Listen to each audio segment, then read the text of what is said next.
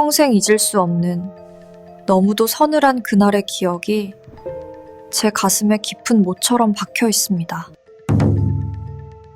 사랑하는 사람과 가정을 이루는 일이 이토록 차가운 지옥으로 가는 문일 줄은 그 순진했던 23살의 저는 꿈에도 몰랐어요. 제 이름은 정수연.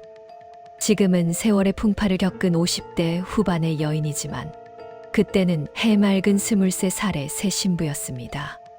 배경은 1990년대 초반 서울이었습니다. 결혼을 앞두고 저는 하늘을 나는 기분이었어요. 시우는 다정하고 듬직한 사람이었습니다. 그의 집안은 소위 명문가였어요. 아버님은 고위 공무원이셨고 어머님은 우아한 사모님이셨죠. 저희 집안과는 많이 달랐습니다. 아버지는 작은 사업을 하셨고 어머니는 평범한 전업주부셨거든요. 시댁에서는 처음부터 저희 집을 탐탁지 않아 했어요. 솔직히 말해 수연 씨 댁과는 격이 좀 다르죠. 시우가 워낙 착해서 그렇지. 상견례 자리에서부터 어머님은 노골적으로 말씀하셨습니다.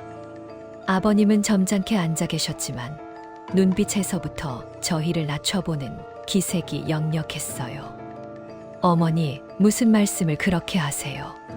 시우가 당황하며 제 편을 들어주었지만 어머님의 눈빛은 단호했습니다. 걱정 마라, 시우야. 결혼하면 다 우리 집 방식대로 해야지. 가르치면 돼. 그때 저는 그 말이 따뜻한 가르침일 거라 믿었습니다.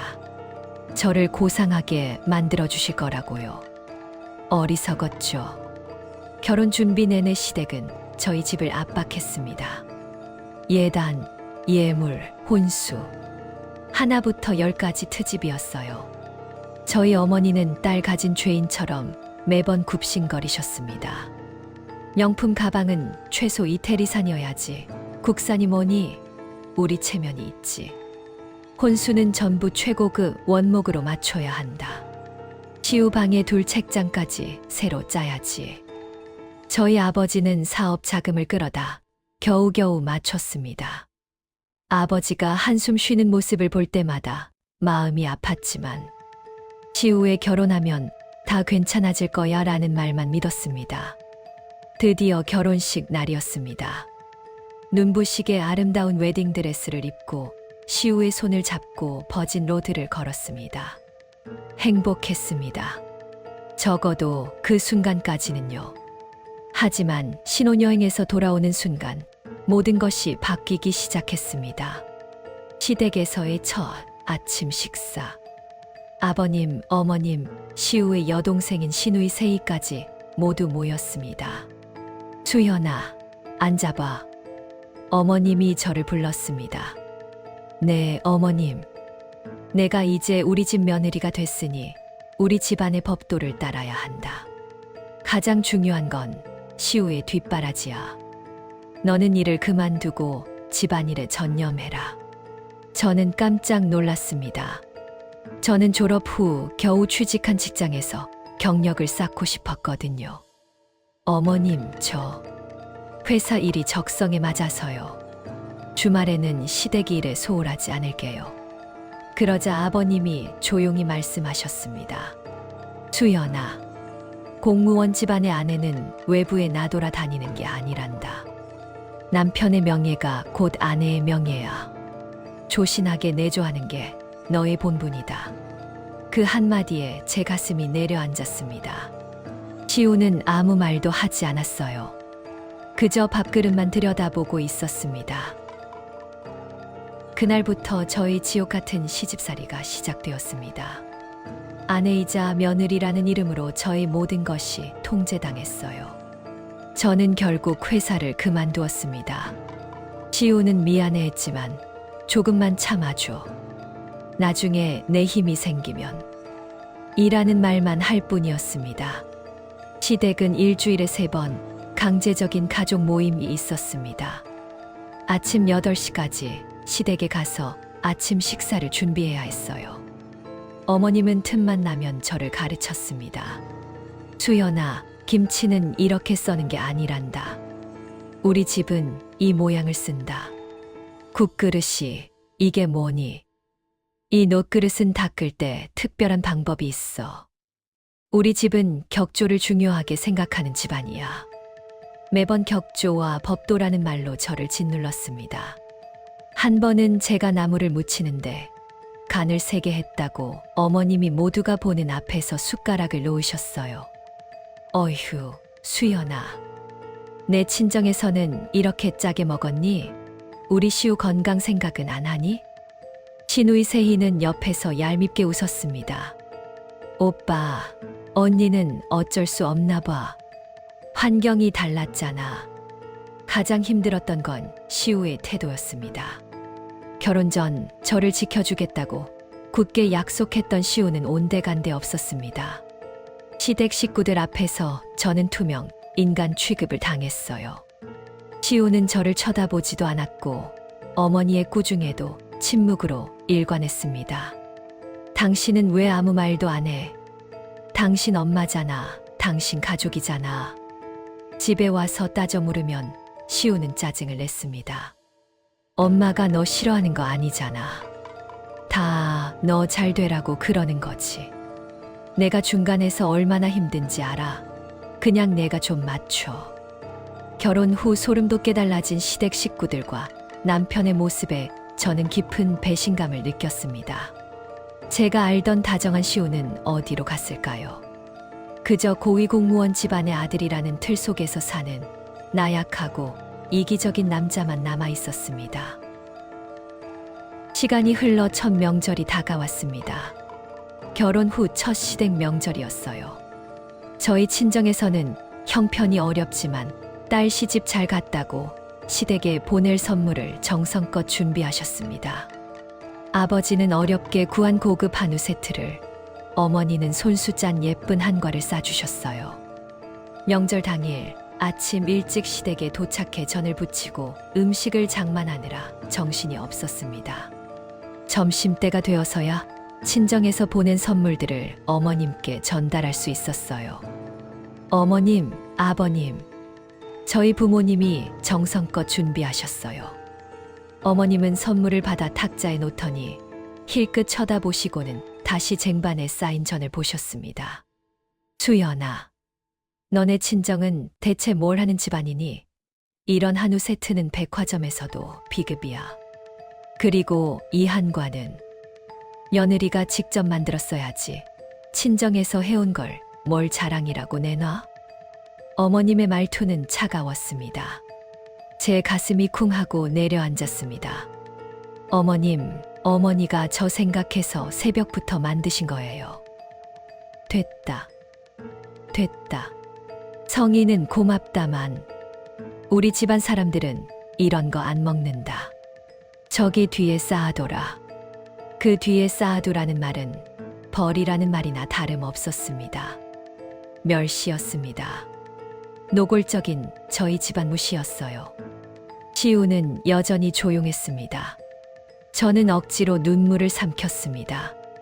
결혼 후 저는 시댁 식구들에게 제 친정 집안을 무시당하는 굴욕을 매일 겪어야 했습니다.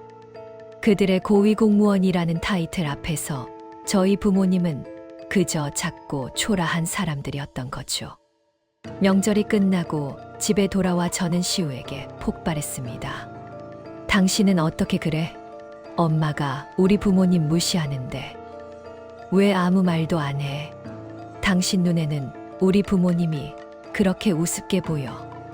시우는 소파에 앉아 텔레비전을 보며 건성으로 대답했습니다. 우리 엄마가 좀 직설적이시잖아. 그냥 넘어가. 당신이 이해해야지. 뭘 이해해? 당신은 당신 가족밖에 몰라. 나랑 내 가족은 아무것도 아니야? 저는 울면서 소리쳤습니다. 시우는 결국 텔레비전 리모컨을 던지고 일어섰습니다. 나도 힘들어. 당신만 힘든 줄 알아. 이 결혼 내가 하고 싶어서 했어. 아버지, 압박 때문에 한 거지. 당신 집안이 우리 집안에 도움이 되기나 해. 매번 창피만 주지. 그 순간 제 귀를 의심했습니다. 이 결혼 내가 하고 싶어서 했어. 제가 사랑했던 시우 입에서 나올 수 있는 말일까요? 그 말 한마디가 저를 산산조각냈습니다. 당신, 지금 뭐라고 했어? 됐어. 말하지 마. 나 피곤해. 이럴 거면 차라리 당신 방으로 가. 그날 밤 저는 잠을 이룰 수 없었습니다. 시우의 말이 비수처럼 박혔어요. 압박 때문에 한 결혼. 집안에 도움이 되지 않는 아내. 제가 알던 시우는 이미 죽었습니다. 저는 차가운 벽을 보고 잠들었어요. 이쯤 되면 독자님들도 제 마음을 아시겠죠? 사랑받는 며느리가 되는 꿈은 산산조각 났다는 것을요. 그로부터 며칠이 흘렀습니다. 일상으로 돌아온 저는 껍데기만 남아 시키는 대로 시댁에 가고 밥을 하고 청소를 했습니다. 하지만 제 마음속에는 뜨거운 불덩이가 생겼어요. 더 이상 당하고만 있지 않겠다는 다짐이었습니다. 어느 날 시댁에서 김장하는 날이었습니다. 어머님, 시누이, 저 셋이서 마당에서 김장을 하는데 어머님은 계속 저를 나무랐습니다. 수연아, 배추는 물기를 이렇게 짜는 게 아니란다. 꾹 짜야지. 그래야 우리 시우가 좋아하는 시원한 맛이 나. 김치소는 이 양념통에 담지 마라. 이 통은 고춧가루가 섞여서 안 된다. 너는 매번 시키는 대로 안 하니. 시누이 세희는 옆에서 콧노래를 부르며 김치를 버무렸습니다. 저와는 달리 아주 능숙했어요. 엄마, 언니는 시키는 대로 해도 손이 익지 않아서 그래. 오빠가 보기에 얼마나 답답할까. 그 말에 저는 순간 끌어올랐습니다. 세희 씨, 제가 매번 실수하는 것만 보지 마세요. 세희 씨는 결혼하면 저보다 훨씬 잘하실 수 있을 거예요. 그러자 어머님이 제 말을 끊고 날카롭게 말씀하셨습니다. 수연아, 너 지금 시누이에게 대드는 거니? 어딜 감히. 우리 세희는 너랑 달라. 아주 좋은 집안으로 시집갈 거란다. 너처럼 우리 집안에 먹칠할 일은 절대 없을 거야. 우리 집안에 먹칠할 일은 절대 없을 거야. 그 말은 제게 최후의 통첩이었습니다. 저는 더 이상 참을 수 없었어요. 어머님, 제가 저희 부모님께는 죄송하지만 어머님께서도 저희 부모님께 하신 말씀은 너무 심하셨어요. 예의가 아니라고 생각합니다. 제가 처음으로 대들자 어머님의 얼굴이 새빨개졌습니다. 이게 보자 하니까 감히 며느리가 시어머니에게 예의를 논해. 너 지금 당장 집으로 가. 가라고 하시면 가겠습니다.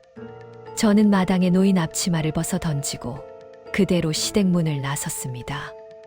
어머님이 뒤에서 소리 지르는 소리가 들렸지만 돌아보지 않았습니다. 그렇게 저는 결혼 후 처음으로 시댁을 박차고 나왔습니다. 집으로 돌아와 짐을 쌌습니다. 시우가 퇴근하기 전에 이 집을 나가야 했어요. 어디로 가야 할지 몰랐지만 이 지옥 같은 공간에서는 더 이상 숨 쉬고 싶지 않았습니다. 옷 몇 벌과 통장, 그리고 결혼 전에 쓰던 일기장을 챙겼습니다. 현관문을 열고 나가려는데 문득 시우의 책상 위에 놓인 서류 봉투 하나가 눈에 들어왔습니다. 시우는 늘 서재문을 잠가두었기에 저는 한 번도 들어가 본 적이 없었습니다. 하지만 오늘 아침 시우가 급하게 출근하느라 잠그지 않은 모양이었습니다. 호기심과 불길한 예감에 이끌려 서재로 들어갔습니다. 책상 위 서류 봉투에는 인사위원회 심의 자료라는 제목이 적혀 있었습니다. 아버님의 직함과 이름이 선명했습니다. 저는 손을 뻗어 봉투 안의 서류를 꺼냈습니다. 서류를 읽는 순간 제 온몸에 피가 식는 것 같았습니다. 인사청탁 및 뇌물수수 혐의. 지난 5년간 특정 건설업체로부터 수억 원대 금품 수수 및 인사, 특혜 제공. 2차 청문회 예정. 아버님은 고위 공무원이 아니라 고위 공직자, 비리의 중심에 계셨던 겁니다. 그들이 그토록 격조와 명예를 외쳤던 것이 전부 가식이었던 거죠. 손이 떨렸습니다. 시우가 말했던 아버지의 압박이 무엇인지 알 것 같았습니다. 그들이 그토록 저희 집안을 무시하고 멸시했던 이유도요. 시댁은 곧 무너질 모래성이었고 저와 저희 집안은 그들이 숨기려 했던 추악한 진실을 가리기 위한 들러리였을지도 모릅니다. 아니, 어쩌면 저를 방패막이로 쓰려 했을 수도 있습니다. 작은 집안의 딸을 며느리로 들여 자신들의 명예가 실추되어도 덜 타격을 받게 하려는 비열한 계산이 있었던 걸까요? 저는 서류를 가방에 챙겨 넣었습니다. 제 손은 떨렸지만 머리는 차분해졌습니다. 단순한 이혼을 넘어선 문제였습니다. 상상도 못할 일이 터진 거죠. 현관문을 열고 집을 나섰습니다. 문 밖은 이미 어둑해져 있었고 저는 비장한 마음으로 친정으로 향했습니다. 친정 어머니는 저를 보자마자 걱정스러운 얼굴로 맞으셨습니다. 수연아, 너 얼굴이 왜 그러니? 시우랑 싸웠니? 어머니를 붙잡고 저는 한참을 울었습니다. 그리고 숨겨왔던 시집살이의 서러움, 시댁 식구들의 멸시, 그리고 오늘 시우의 책상에서 발견한 비밀 서류에 대해 모두 털어놓았습니다. 어머니는 충격으로 말을 잊지 못하셨습니다. 아버지는 서류를 보시고는 한참 동안 침묵하셨습니다. 이게 사실이라면 아버지는 굳은 표정으로 말하셨습니다. 수연아, 너 혼자 감당할 수 있는 일이 아니구나. 아버지는 다음 날 당장 아는 변호사를 찾아가셨습니다. 변호사는 서류를 보더니 심각한 표정을 지었어요. 이건 단순한 비리 문제가 아닙니다. 곧 언론에 터질 사안이고 관련자들은 전부 처벌받게 될 겁니다. 따님께서 이 서류를 가지고 있다는 사실만으로도 큰일입니다. 변호사는 저희에게 조언했습니다. 지금 당장 시우와 이혼 소송을 진행하고 이 서류를 증거로 제출해야 한다고요. 그렇지 않으면 시댁에서 모든 책임을 저에게 뒤집어 씌울 수도 있다는 무서운 경고였습니다. 그날 밤 시우에게서 전화가 왔습니다. 당신 어디야? 엄마한테 왜 대들어? 당장 사과하고 들어와. 시우의 목소리는 분노로 가득 차 있었습니다. 저는 조용히 대답했습니다. 나 당신 아버지 서재에서 그 서류 봤어. 전화 너머로 시우의 숨소리가 거칠어졌습니다. 한참의 침묵 끝에 시우가 떨리는 목소리로 말했습니다. 당신, 그거 봤어. 당장 갖다 줘. 그건 당신이 알바 아니야. 내가 알바 아니라고. 당신 아버지가 뇌물수수 혐의로 곧 조사받게 될 서류인데 당신은 나한테 아무 말도 안 했지. 당신 가족이 곧 무너질 거라는 사실도 숨기고 이 결혼을 강요했지. 수연아, 제발. 오해야. 그게 아니라 우리 아버지가 곧 해결하실 거야. 해결? 뭘 어떻게? 당신 집안의 더러운 비밀을 나에게까지 덮어 씌우려고 했잖아. 난 이제 당신 가족의 일부가 아니야. 이혼할 거야. 저는 전화를 끊었습니다. 그리고 곧바로 변호사에게 연락해 소송을 시작했습니다. 이 모든 일이 결혼 후 단 두 달 만에 일어난 일이었습니다. 사랑으로 시작한 결혼이 한 집안의 추악한 비리를 알게 되면서 파국으로 치달은 거죠. 이것이 1900년대 그 시절 고위 공무원 집안의 이면이었을까요? 독자님들, 제가 뭘 놓친 걸까요? 며칠 후 사건은 걷잡을 수 없이 커졌습니다. 아버지의 비리 의혹이 언론에 대서특필되었고 시댁은 발칵 뒤집혔습니다. 시댁에서는 저에게 연락이 빗발쳤습니다. 어머님은 울면서 전화를 하셨고 시누이는 협박에 가까운 문자를 보냈습니다. 이 배은망덕한 것, 내가 감히 우리 집안을 망가뜨려? 당장 그 서류 돌려줘. 안 그러면 너 가만 안 둬. 시우는 매일 밤 저희 집 앞에 찾아왔습니다. 술에 취해 난동을 부리기도 했고 무릎을 꿇고 애원하기도 했어요. 수연아, 제발 한 번만 봐줘. 내가 잘못했어. 우리 가족을 살려줘. 당신 없이는 못 살아. 그의 애원에 저는 흔들리지 않았습니다. 이미 제 마음에 그의 자리는 없었어요. 배신감과 멸시만이 남았을 뿐입니다. 소송은 일사천리로 진행되었습니다. 변호사는 서류를 증거로 제출했고 시댁의 위선과 오만은 법정에서 낱낱이 밝혀졌습니다. 시댁은 저에게 엄청난 액수의 위자료를 줘야 했습니다. 그들이 그토록 자랑하던 격조와 명예는 부정한 돈과 권력으로 쌓아 올린 허상이었음이 만천하에 드러났습니다. 하지만 제가 얻은 것은 돈이 아니었습니다. 자유였습니다. 그리고 자존감이었습니다. 법정에서 판결이 났을 때 어머님은 저를 향해 이를 갈며 소리 지르셨습니다. 내가 감히 우리 집안을. 저는 그저 조용히 변호사와 함께 법정을 나섰습니다. 창밖으로 쏟아지는 햇살이 눈부셨습니다. 그 후로 저는 제 삶을 다시 시작했습니다.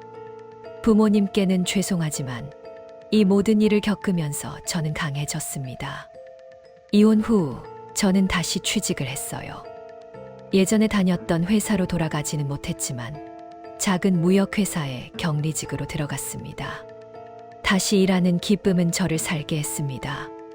세월이 흘러 1990년대 중반이 되었습니다. 저는 일에 집중하며 잊고 살았습니다. 시댁 식구들의 소식은 듣지 않으려 노력했습니다. 하지만 세상이 좁잖아요. 어느 날 우연히 신문 기사를 보게 되었습니다. 전 고위 공무원 오호 씨 건강 악화로 병원 입원. 그 오호는 시우의 아버지였습니다. 기사에는 그의 비리가 상세히 적혀 있었고 현재는 모든 재산을 몰수당하고 건강까지 악화되어 폐인처럼 지내고 있다는 내용이었습니다. 저는 마음이 복잡했습니다. 미움, 분노, 그리고 아주 작은 연민. 하지만 다시 돌아가고 싶지는 않았습니다. 그들은 제가 상상도 못할 일을 겪게 했으니까요. 또 한 번의 시간 경과. 저는 2000년대 초반 무역회사에서 인정받는 직원이 되었습니다. 이혼 후 혼자 살면서도 꿋꿋하게 제 삶을 일구어 나갔습니다. 어느 추운 겨울날이었습니다. 퇴근길, 저는 지하철역 앞에서 한 남자를 보았습니다. 남루한 차림에 쭈그리고 앉아 구걸을 하고 있었습니다. 저는 무심히 지나치려다 멈췄습니다. 그 남자의 얼굴. 저는 그 얼굴을 잊을 수 없었습니다. 시우였습니다. 시우는 저를 알아보지 못하는 것 같았습니다. 수염이 덥수룩하고 눈빛은 초점을 잃은 듯 했습니다. 한때 고위 공무원 집안의 아들이라며 저를 무시하고 멸시했던 그 오만함은 온데간데 없었습니다. 저는 그 앞에서 한참을 망설였습니다. 그냥 지나칠까?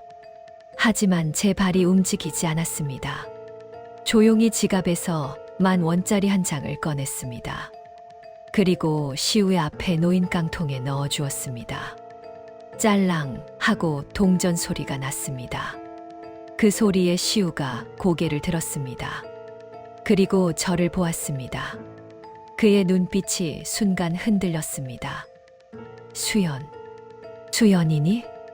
시우의 목소리는 갈라져 있었습니다. 저는 아무 말도 하지 않고 그 자리를 떠나려 했습니다.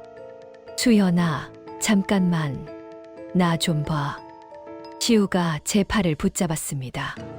그의 손은 차갑고 거칠었습니다.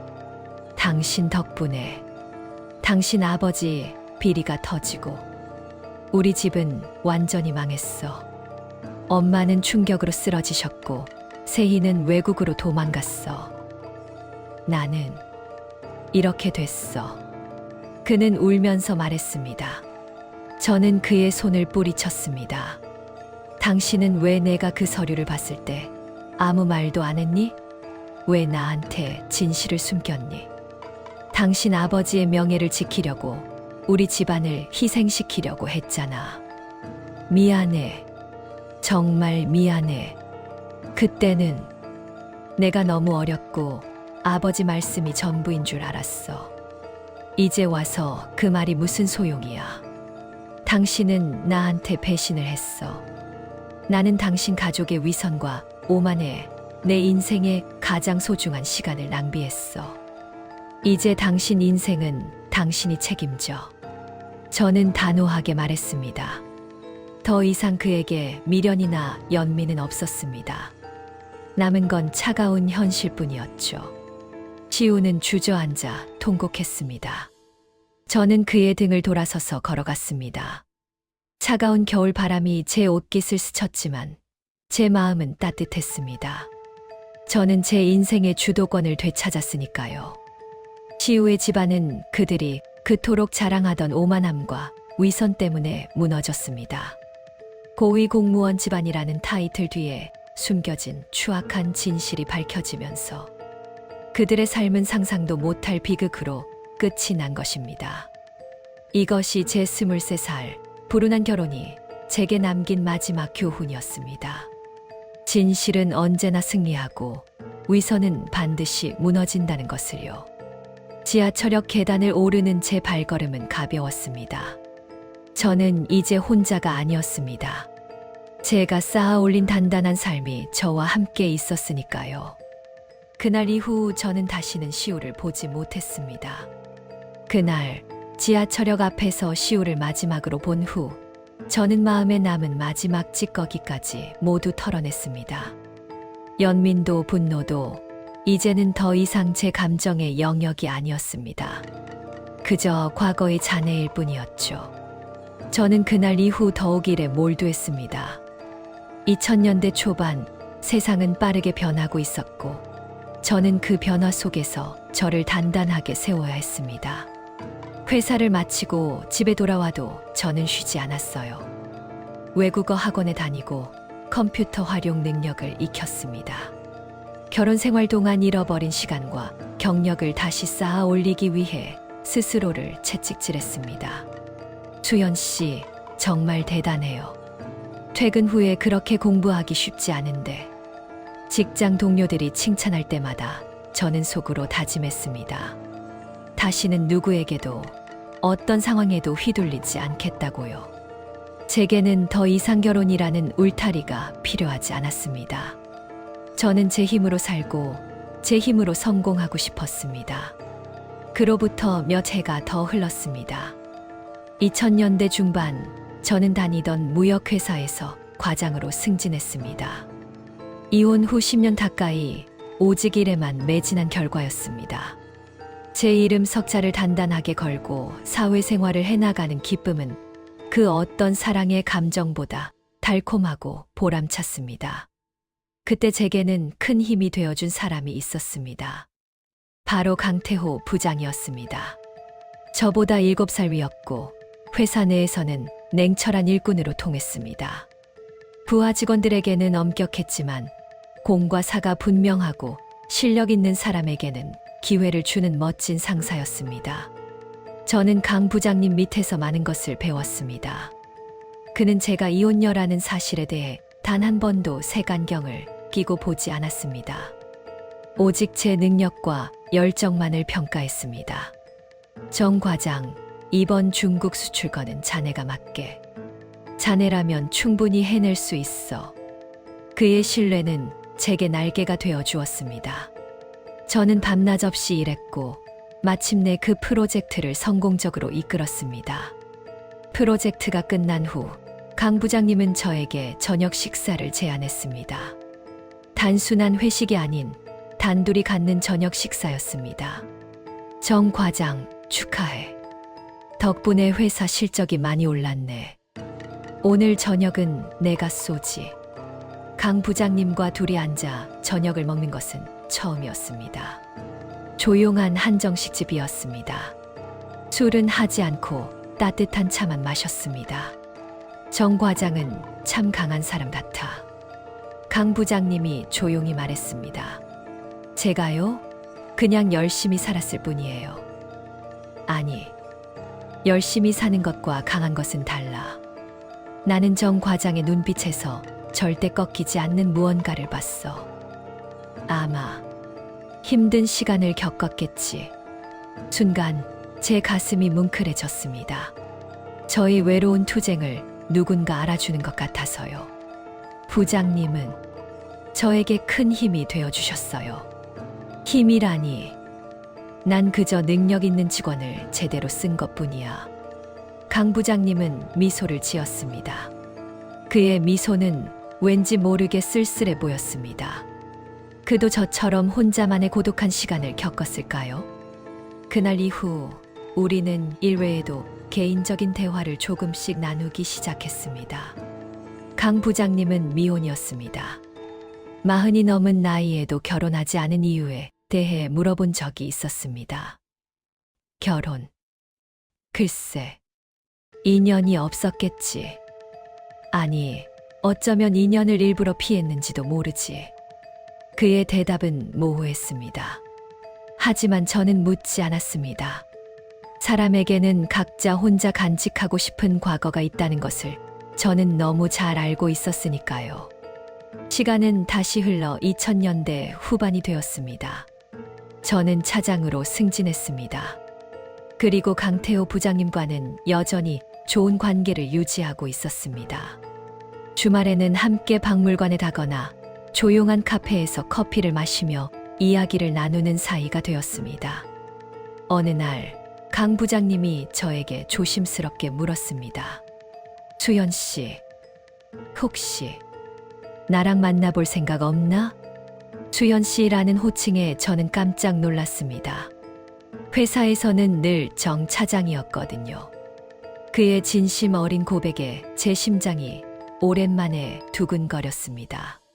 부장님, 저는 이혼 경력도 있고 그게 무슨 상관이야. 그건 당신의 과거고 나는 지금의 수연 씨가 좋아. 강하고 당당하고 아름다운 사람. 저는 그의 진심을 받아들이기로 했습니다. 두 번째 사랑에 대한 두려움이 없었다면 거짓말이겠죠. 하지만 강태호라는 사람은 시우와는 달랐습니다. 그의 눈빛은 진솔함으로 가득 차 있었습니다. 우리는 조심스럽게 연애를 시작했습니다. 모든 것이 달랐습니다.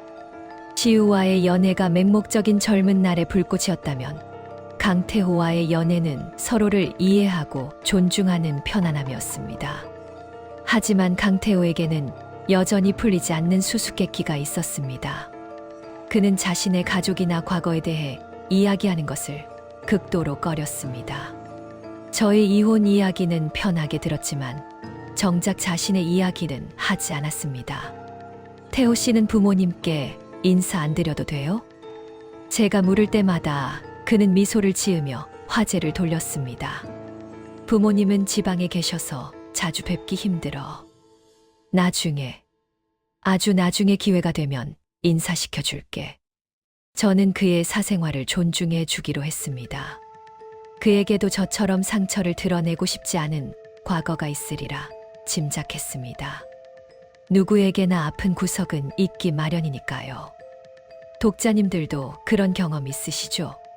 강태호와의 관계가 깊어질수록 저는 그에게 의문을 품기 시작했습니다. 그는 평소에는 검소한 편이었지만 가끔씩 상상도 못할 고가의 물건을 가지고 다녔습니다. 넥타이 핀이나 만년필 같은 것들이었어요. 또 그는 정치와 사회 문제에 대해 비정상적으로 민감하게 반응했습니다. 특히 고위 공직자 비리 관련 뉴스가 나오면 그의 얼굴은 차가운 분노로 얼어붙었습니다. 저런 인간들은 법의 심판을 받아야 해. 자기들 배만 채우는 위선자들. 그의 분노는 일반적인 시민의 분노라기보다는 개인적인 원한에 가까워 보였습니다. 어느 주말 저는 강태호의 집을 방문하게 되었습니다. 그는 혼자 살았고 집은 아주 깨끗했습니다. 방을 구경하다가 저는 책상 한쪽에 놓인 낡은 가족 사진을 발견했습니다. 사진 속에는 젊은 시절의 강태호가 있었습니다. 그리고 그의 부모님으로 보이는 두 분이 계셨습니다. 부모님은 화려하고 격조 있는 복장을 하고 계셨습니다. 특히 어머니로 보이는 분은 매우 우아하고 기품이 넘쳤습니다. 사진을 보는 순간 제 가슴이 섬뜩해졌습니다. 사진 속 어머니의 모습이 왠지 모르게 낯설지 않았거든요. 태호 씨, 이분들이 부모님이세요? 제가 묻자 강태호는 황급히 달려와 사진을 가렸습니다. 응. 오래된 사진이야. 좀 볼품없지. 그는 어색하게 웃었지만 그의 눈빛은 당황과 불안으로 가득 차 있었습니다. 그는 사진을 재빨리 서랍 속에 넣었습니다. 미안해, 수연 씨. 아직은 가족 이야기를 할 준비가 안 됐어. 저는 더 이상 캐묻지 않았습니다. 하지만 제 머릿속은 복잡해지기 시작했습니다. 왜 그는 가족을 그토록 숨기는 걸까? 왜 그의 부모님은 사진 속에서 어딘가 모르게 익숙한 기시감을 주는 걸까? 저는 그날 밤 잠을 이룰 수 없었습니다. 그리고 문득 아주 오래전의 기억을 떠올렸습니다. 시우의 결혼 전 상견례 자리에서 저를 멸시하던 시어머니의 모습. 우아함, 기품, 그리고 저희 집안을 깔보던 차가운 눈빛. 저는 그 기억과 강태호의 사진 속 어머니의 이미지를 비교했습니다. 아니야. 설마. 그럴 리 없다고 생각했습니다. 하지만 머릿속의 의심은 꼬리에 꼬리를 물고 이어졌습니다. 며칠 후, 저는 회사 화장실에서 동료들의 대화를 우연히 듣게 되었습니다. 강 부장님 말이야, 정말 대단하지 않아? 혼자 힘으로 저렇게 성공하다니. 응, 혼자 힘. 아니야. 강 부장님은 원래 집안이 엄청 좋았대. 소문으로만 들었는데 예전에 고위 공직자 집안이었다고 하더라고. 뭐, 공직자 집안. 그런데 왜 결혼도 안 하고 저렇게 혼자 살아? 그게 아버님이 큰 비리 사건에 연루돼서 집안이 풍비박산 났대. 신문에도 크게 났었대. 그래서 그 후로는 완전히 은둔 생활을 하셨다나 봐. 저는 망치로 머리를 맞은 듯한 충격을 받았습니다.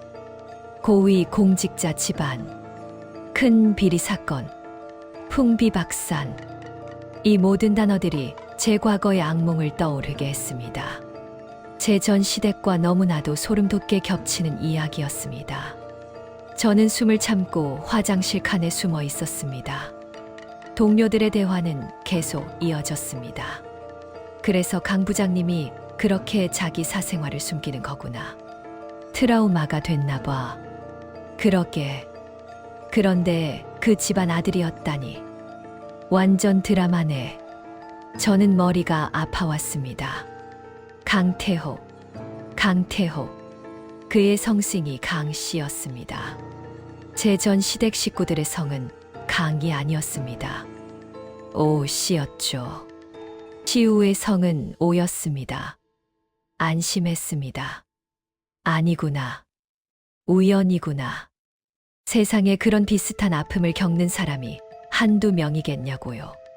하지만 제 마음속의 불안은 쉽게 가라앉지 않았습니다. 사진 속 어머니의 얼굴이 계속 눈앞에 아른거렸습니다. 그날 저녁 저는 퇴근 후 홀로 집에서 와인 한 잔을 마셨습니다. 그리고 서랍 깊숙한 곳에 넣어두었던 낡은 결혼 앨범을 꺼냈습니다. 이혼 후 한 번도 들춰보지 않았던 앨범이었습니다. 떨리는 손으로 앨범을 펼쳤습니다. 결혼식 사진, 상견례 사진. 혐오스러웠지만 저는 용기를 내어 상견례 사진을 자세히 들여다보았습니다. 시어머니, 오씨 집안의 사모님. 우아한 한복을 입고 저를 차가운 눈빛으로 바라보던 그분의 얼굴. 그리고 저는 강태호의 사진 속 어머니의 얼굴을 뇌리에서 끄집어내어 비교했습니다. 순간 저는 숨을 쉴 수 없었습니다. 두 사람은 너무나도 닮아 있었습니다. 아니, 닮은 정도가 아니었습니다. 이목구비가 같았습니다. 하지만 성이 달랐습니다. 오와 강. 저는 손을 떨며 앨범을 덮었습니다. 오랜 세월이 지난 지금 제가 새롭게 시작하려던 사랑의 남자에게서 가장 잊고 싶었던 악몽의 그림자를 발견한 것일까요? 다음 날 저는 회사에 연차를 냈습니다. 머리를 식혀야 했습니다. 그리고 이 끔찍한 의문을 해결해야 했습니다. 저는 인터넷 검색창에 고위공직자 비리 555를 검색했습니다. 그리고 수많은 기사들을 읽었습니다. 1990년대 후반을 뒤흔들었던 그 사건. 기사에는 555 씨의 아들은 오시오, 딸은 오세희라고 적혀 있었습니다. 그때 저는 문득 이름 변경이라는 단어를 떠올렸습니다. 시댁이 몰락하고 재판이 끝난 후 그들이 새로운 삶을 살기 위해 이름을 바꿨을 수도 있다는 생각에 미쳤습니다. 저는 손을 떨며 검색창에 강태호 개명이라고 입력했습니다. 검색 결과가 뜨는 순간 제 온몸에 피가 역류하는 것 같았습니다. 가장 상단에 뜬 기사에는 작은 사진과 함께 이렇게 적혀 있었습니다. 오시우 개명 전 이름, 강태호 개명 후 이름. 저는 자리에서 벌떡 일어났습니다. 심장이 쿵쾅거려 미칠 것 같았습니다. 강태호는 제가 지하철역에서 만났던 그 구걸하던 남자 시우였습니다. 그는 개명을 하고 과거를 숨기고 철저히 다른 사람으로 살아가고 있었던 것입니다. 그는 저의 가장 아팠던 과거였습니다. 그리고 이제 그는 저의 가장 소중한 현재가 되려고 했습니다. 상상도 못할 일이 터진 것입니다. 제가 다시 시작하려던 두 번째 사랑이 가장 끔찍했던 첫 번째 결혼 생활의 악몽과 연결되어 있었습니다. 저는 창밖을 바라보았습니다. 세상은 평화로웠지만 제 마음속에는 폭풍우가 몰아치고 있었습니다. 이제 저는 어떻게 해야 할까요? 이 진실을 강태호에게 말해야 할까요? 아니면 모른 척하고 그가 저를 다시 사랑하게 만든 채 복수해야 할까요? 그날 지하철역 앞에서 시우를 마지막으로 본 후 저는 마음에 남은 마지막 찌꺼기까지 모두 털어냈습니다. 연민도 분노도 이제는 더 이상 제 감정의 영역이 아니었습니다. 그저 과거의 잔해일 뿐이었죠. 저는 그날 이후 더욱 일에 몰두했습니다. 2000년대 초반 세상은 빠르게 변하고 있었고 저는 그 변화 속에서 저를 단단하게 세워야 했습니다. 회사를 마치고 집에 돌아와도 저는 쉬지 않았어요. 외국어 학원에 다니고 컴퓨터 활용 능력을 익혔습니다. 결혼 생활 동안 잃어버린 시간과 경력을 다시 쌓아 올리기 위해 스스로를 채찍질했습니다. 수연 씨, 정말 대단해요. 퇴근 후에 그렇게 공부하기 쉽지 않은데. 직장 동료들이 칭찬할 때마다 저는 속으로 다짐했습니다.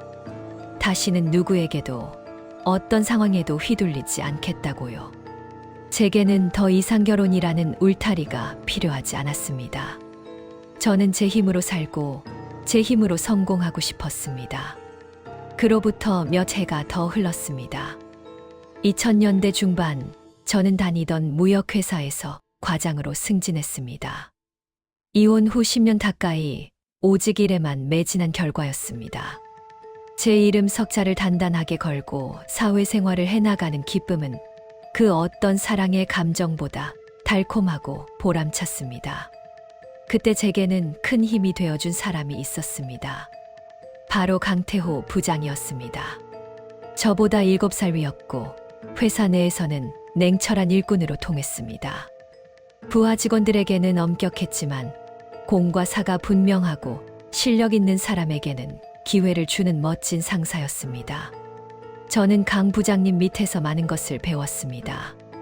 그는 제가 이혼녀라는 사실에 대해 단 한 번도 색안경을 끼고 보지 않았습니다. 오직 제 능력과 열정만을 평가했습니다. 정 과장, 이번 중국 수출건은 자네가 맡게. 자네라면 충분히 해낼 수 있어.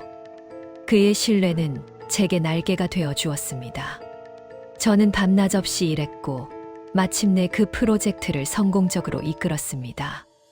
프로젝트가 끝난 후 강 부장님은 저에게 저녁 식사를 제안했습니다. 단순한 회식이 아닌 단둘이 갖는 저녁 식사였습니다. 정 과장, 축하해. 덕분에 회사 실적이 많이 올랐네. 오늘 저녁은 내가 쏘지. 강 부장님과 둘이 앉아 저녁을 먹는 것은 처음이었습니다. 조용한 한정식집이었습니다. 술은 하지 않고 따뜻한 차만 마셨습니다. 정 과장은 참 강한 사람 같아. 강 부장님이 조용히 말했습니다. 제가요? 그냥 열심히 살았을 뿐이에요. 아니, 열심히 사는 것과 강한 것은 달라. 나는 정 과장의 눈빛에서 절대 꺾이지 않는 무언가를 봤어. 아마 힘든 시간을 겪었겠지. 순간 제 가슴이 뭉클해졌습니다. 저의 외로운 투쟁을 누군가 알아주는 것 같아서요. 부장님은 저에게 큰 힘이 되어주셨어요. 힘이라니, 난 그저 능력 있는 직원을 제대로 쓴 것뿐이야. 강 부장님은 미소를 지었습니다. 그의 미소는 왠지 모르게 쓸쓸해 보였습니다. 그도 저처럼 혼자만의 고독한 시간을 겪었을까요? 그날 이후 우리는 일 외에도 개인적인 대화를 조금씩 나누기 시작했습니다. 강 부장님은 미혼이었습니다. 40이 넘은 나이에도 결혼하지 않은 이유에 대해 물어본 적이 있었습니다. 결혼. 글쎄, 인연이 없었겠지. 아니, 어쩌면 인연을 일부러 피했는지도 모르지. 그의 대답은 모호했습니다. 하지만 저는 묻지 않았습니다. 사람에게는 각자 혼자 간직하고 싶은 과거가 있다는 것을 저는 너무 잘 알고 있었으니까요. 시간은 다시 흘러 2000년대 후반이 되었습니다. 저는 차장으로 승진했습니다. 그리고 강태호 부장님과는 여전히 좋은 관계를 유지하고 있었습니다. 주말에는 함께 박물관에 가거나 조용한 카페에서 커피를 마시며 이야기를 나누는 사이가 되었습니다. 어느 날 강 부장님이 저에게 조심스럽게 물었습니다. 수연 씨, 혹시 나랑 만나볼 생각 없나? 수연 씨라는 호칭에 저는 깜짝 놀랐습니다. 회사에서는 늘 정 차장이었거든요. 그의 진심 어린 고백에 제 심장이 오랜만에 두근거렸습니다. 부장님, 저는 이혼 경력도 있고 그게 무슨 상관이야. 그건 당신의 과거고 나는 지금의 수연 씨가 좋아. 강하고 당당하고 아름다운 사람. 저는 그의 진심을 받아들이기로 했습니다. 두 번째 사랑에 대한 두려움이 없었다면 거짓말이겠죠. 하지만 강태호라는 사람은 시우와는 달랐습니다. 그의 눈빛은 진솔함으로 가득 차 있었습니다. 우리는 조심스럽게 연애를 시작했습니다. 모든 것이 달랐습니다. 시우와의 연애가 맹목적인 젊은 날의 불꽃이었다면 강태호와의 연애는 서로를 이해하고 존중하는 편안함이었습니다. 하지만 강태호에게는 여전히 풀리지 않는 수수께끼가 있었습니다. 그는 자신의 가족이나 과거에 대해 이야기하는 것을 극도로 꺼렸습니다. 저의 이혼 이야기는 편하게 들었지만 정작 자신의 이야기는 하지 않았습니다. 태호 씨는 부모님께 인사 안 드려도 돼요? 제가 물을 때마다 그는 미소를 지으며 화제를 돌렸습니다. 부모님은 지방에 계셔서 자주 뵙기 힘들어. 나중에, 아주 나중에 기회가 되면 인사시켜 줄게. 저는 그의 사생활을 존중해 주기로 했습니다.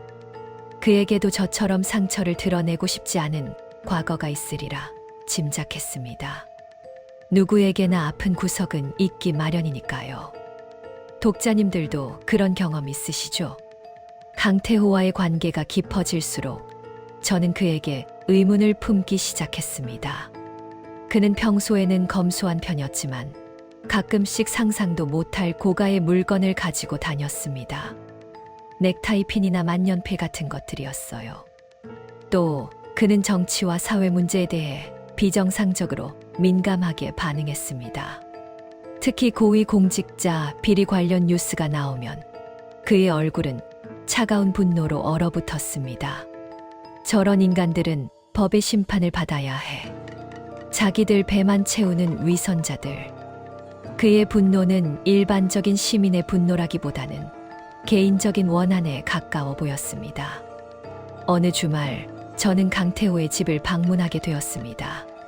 그는 혼자 살았고 집은 아주 깨끗했습니다.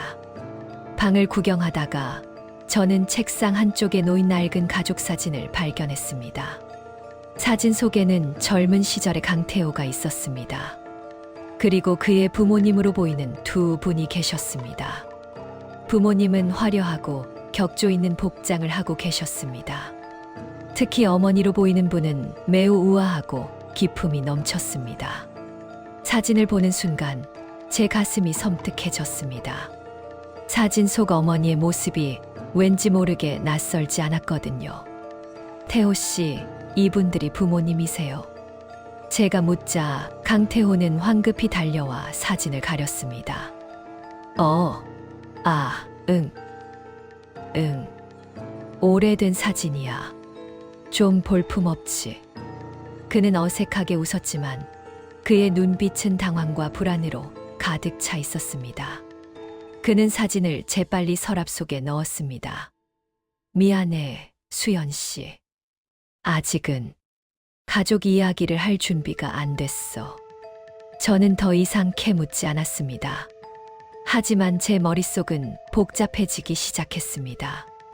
왜 그는 가족을 그토록 숨기는 걸까? 왜 그의 부모님은 사진 속에서 어딘가 모르게 익숙한 기시감을 주는 걸까? 저는 그날 밤 잠을 이룰 수 없었습니다. 그리고 문득 아주 오래전의 기억을 떠올렸습니다. 시우의 결혼 전 상견례 자리에서 저를 멸시하던 시어머니의 모습. 우아함, 기품, 그리고 저희 집안을 깔보던 차가운 눈빛. 저는 그 기억과 강태호의 사진 속 어머니의 이미지를 비교했습니다. 아니야. 설마. 그럴 리 없다고 생각했습니다. 하지만 머릿속의 의심은 꼬리에 꼬리를 물고 이어졌습니다. 며칠 후 저는 회사 화장실에서 동료들의 대화를 우연히 듣게 되었습니다. 강 부장님 말이야, 정말 대단하지 않아? 혼자 힘으로 저렇게 성공하다니. 혼자 힘. 아니야. 강 부장님은 원래 집안이 엄청 좋았대. 소문으로만 들었는데 예전에 고위 공직자 집안이었다고 하더라고. 공직자 집안. 그런데 왜 결혼도 안 하고 저렇게 혼자 살아? 그게 아버님이 큰 비리 사건에 연루돼서 집안이 풍비박산 났대. 신문에도 크게 났었대. 그래서 그 후로는 완전히 은둔 생활을 하셨다나 봐. 저는 망치로 머리를 맞은 듯한 충격을 받았습니다. 고위 공직자 집안, 큰 비리 사건, 풍비박산. 이 모든 단어들이 제 과거의 악몽을 떠오르게 했습니다. 제 전 시댁과 너무나도 소름 돋게 겹치는 이야기였습니다. 저는 숨을 참고 화장실 칸에 숨어 있었습니다. 동료들의 대화는 계속 이어졌습니다. 그래서 강 부장님이 그렇게 자기 사생활을 숨기는 거구나. 트라우마가 됐나 봐. 그러게. 그런데 그 집안 아들이었다니. 완전 드라마네. 저는 머리가 아파왔습니다. 강태호. 그의 성승이 강 씨였습니다. 제 전 시댁 식구들의 성은 강이 아니었습니다. 오 씨였죠. 시우의 성은 오였습니다. 안심했습니다. 아니구나. 우연이구나. 세상에 그런 비슷한 아픔을 겪는 사람이 한두 명이겠냐고요. 하지만 제 마음속의 불안은 쉽게 가라앉지 않았습니다. 사진 속 어머니의 얼굴이 계속 눈앞에 아른거렸습니다. 그날 저녁 저는 퇴근 후 홀로 집에서 와인 한 잔을 마셨습니다. 그리고 서랍 깊숙한 곳에 넣어두었던 낡은 결혼 앨범을 꺼냈습니다. 이혼 후 한 번도 들춰보지 않았던 앨범이었습니다. 떨리는 손으로 앨범을 펼쳤습니다. 결혼식 사진, 상견례 사진. 혐오스러웠지만 저는 용기를 내어 상견례 사진을 자세히 들여다보았습니다. 시어머니, 오씨 집안의 사모님. 우아한 한복을 입고 저를 차가운 눈빛으로 바라보던 그분의 얼굴. 그리고 저는 강태호의 사진 속 어머니의 얼굴을 뇌리에서 끄집어내어 비교했습니다. 순간 저는 숨을 쉴 수 없었습니다. 두 사람은 너무나도 닮아 있었습니다.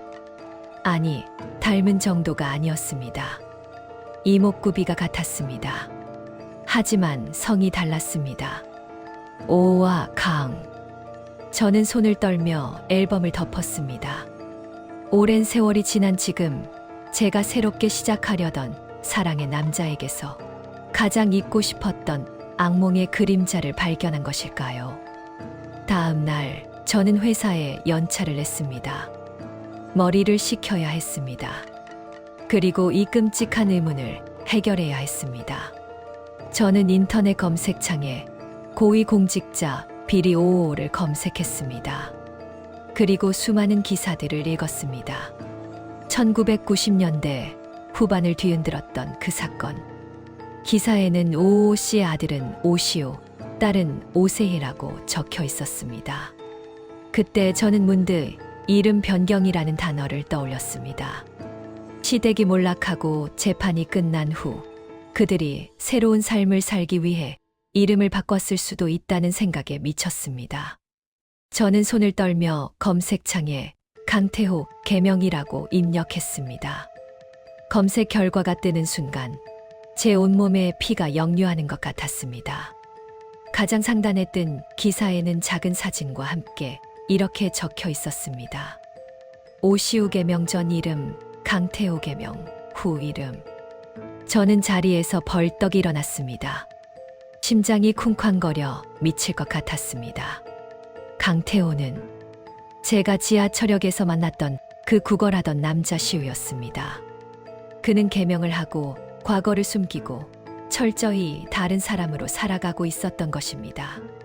그는 저의 가장 아팠던 과거였습니다.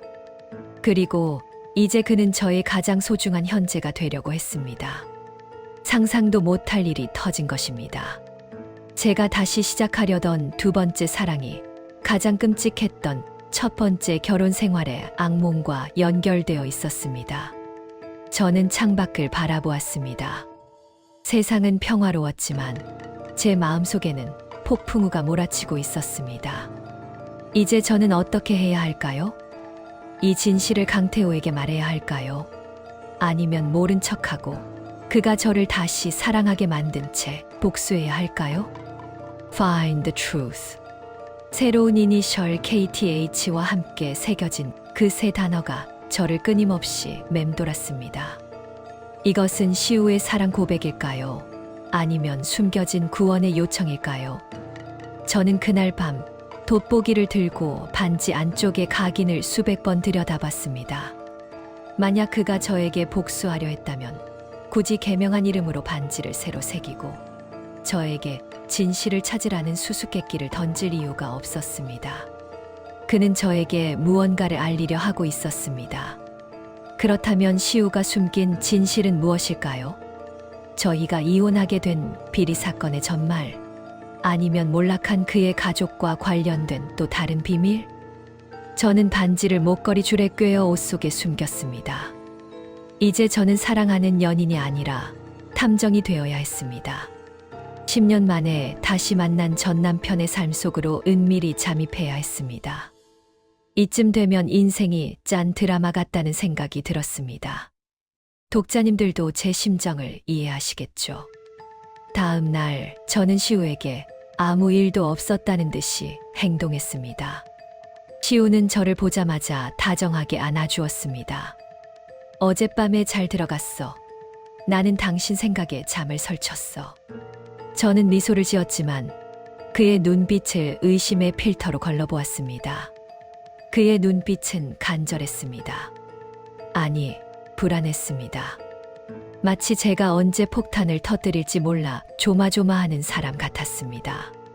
저는 의도적으로 시우의 가족 이야기를 다시 꺼냈습니다. 태호 씨, 어제는 미안해요.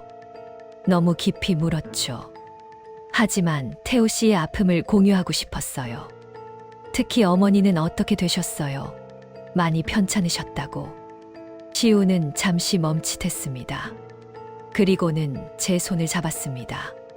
어머니는 지방 요양원에서 지내고 계셔. 비록 몰락했지만 아들로서 마지막 도리는 해야 하니까. 하지만 그들을 만나고 싶진 않아. 과거는 과거일 뿐이니까. 시우는 어머니의 행방은 비교적 쉽게 털어놓았지만 신우이 세희의 이야기는 여전히 철저하게 회피했습니다. 세희는 외국으로 도망갔다고 했죠. 응, 아마 잘 살고 있을 거야. 나랑은 상관없는 일이야. 그의 대답은 너무 단호했습니다. 마치 두려움을 감추려는 듯이요. 저는 직감했습니다. 시우가 찾으라는 진실은 세희와 관련이 있을 거라고. 그날 저녁 시우는 저에게 저녁 식사를 함께 하자고 했지만 저는 핑계를 대고 혼자 움직였습니다. 저는 시우가 말한 지방 요양원의 위치를 알아내기 위해 그가 업무용으로 쓰는 책상 서랍을 은밀히 살폈습니다. 직장 상사의 서랍을 뒤지는 것은 도덕적으로 옳지 않은 일이었지만 저의 인생과 관련된 문제였습니다. 저는 잠시 망설였지만 반지에 새겨진 Find the Truth라는 메시지가 저를 움직였습니다. 다행히 시우는 외근 중이었고 저는 그의 책상 서랍 잠금 장치가 매우 허술하다는 것을 발견했습니다.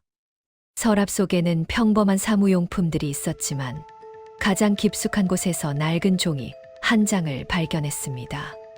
그것은 세희의 결혼식 초대장이었습니다. 날짜는 이미 2년 전이었고 결혼 장소는 서울의 유명 호텔이었습니다. 저는 충격에 휩싸였습니다. 시우는 분명 세희가 외국으로 도망가 연락이 끊겼다고 했습니다. 하지만 세희는 2년 전 화려한 결혼식을 올렸습니다. 게다가 초대장에 적힌 신랑의 이름 옆에는 유명 법조인 집안이라는 수식어가 붙어 있었습니다. 몰락한 집안의 딸이 어떻게 2년 만에 법조인 집안과 결혼할 수 있었을까요? 초대장에는 세희의 이름도 개명된 이름으로 적혀 있었습니다. 오세희가 아닌 강민아였습니다. 오빠와 마찬가지로 성을 강씨로 바꾼 것입니다. 그리고 그 초대장 뒤편에는 샤프심으로 눌러 쓴 듯한 흐릿한 메모가 있었습니다. OSW, 잊지 마. 2년 전 엄마 병원비 때문에 그들이 원하는 건 555 아버지 이름의 최종 진술서. 그걸 세희가 가지고 있어. 놈들은 내가 진실을 묻길 원해. 메모는 급하게 쓰인 듯 글씨가 많이 뭉개져 있었습니다. 하지만 저는 단번에 이 메모가 세희가 시우에게 보낸 메시지임을 직감했습니다. 2년 전 어머니의 병원비, 아버지의 최종 진술서, 그리고 놈들이라는 표현. 이것은 단순한 비리 사건이 아니었습니다.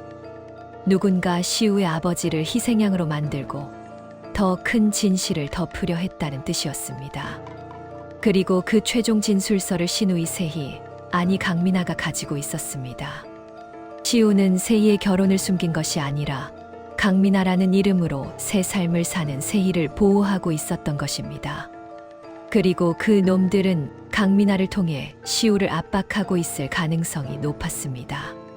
저는 초대장과 메모를 핸드폰으로 급하게 찍고 종이를 원래 자리에 돌려놓았습니다.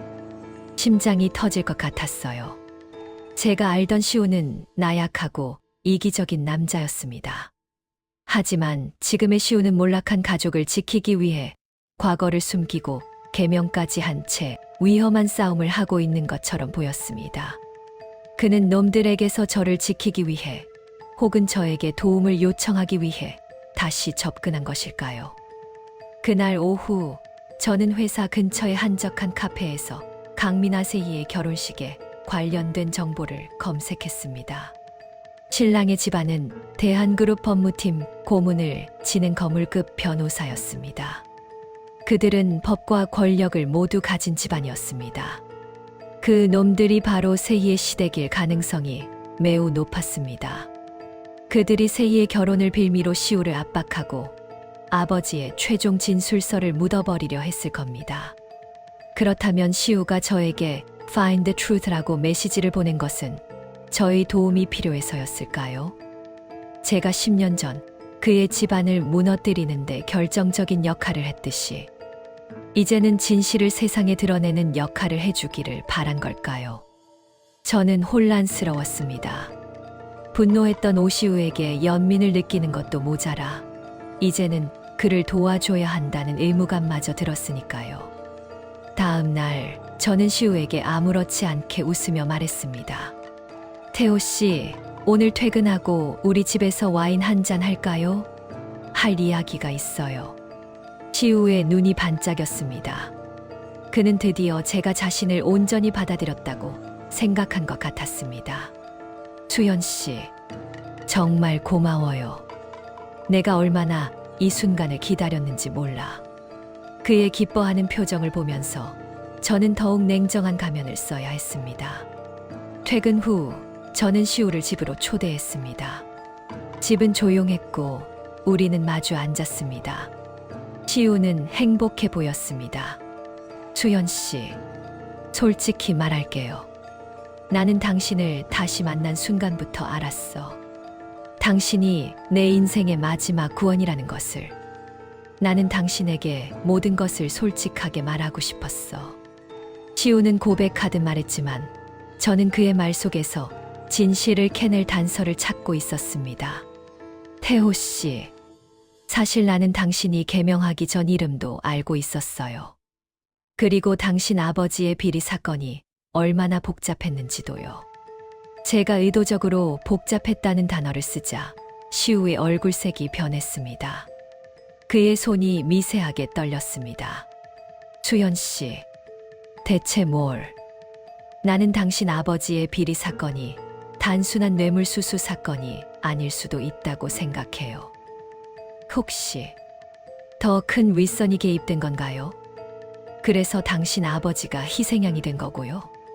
시우는 자리에서 벌떡 일어섰습니다. 그의 눈은 두려움과 경계심으로 가득 찼습니다. 수연 씨, 제발 그 이야기는 하지 마요. 나는 이제 평범하게 살고 싶어. 다시는 그 과거에 엮이고 싶지 않아. 평범하게요. 개명한 이름으로 청혼 반지까지 새로 새겨서 나에게 Find the Truth라는 메시지를 던져놓고서요. 저는 테이블 위에 반지를 꺼내 놓았습니다. 은빛 반지가 조명 아래서 반짝였습니다. 시우는 그 반지를 보자마자 얼굴이 창백해졌습니다. 그는 입을 다물지 못했습니다. 당신, 어떻게 그걸 당신이 주머니에 넣고 다녔잖아요. 이 반지는 당신에게 가장 소중한 것이겠죠. 그리고 이 메시지는 나에게 진실을 찾으라는 아무나 다름없고요.